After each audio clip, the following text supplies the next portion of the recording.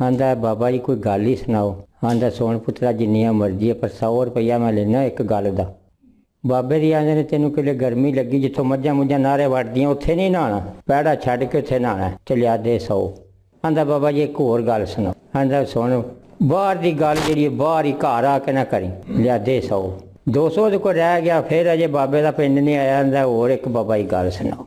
आंदा सुन आंदा तू रेहड़ी ते जाना कोई राह च जां पिंड तेनों कोई बंदा सददा कोई परेआ जिधर चोखे बंदे होए उन्हां दे नाल दी गल करनी, जिधर थोड़े उन्हां दे नाल दी गल नहीं करनी। लिया दे 100। ये देना पै गया। हुण मैं 100 नहीं जे देना तो बाबे दा केड़ा मेरे हत्थ तेल बलदा ही।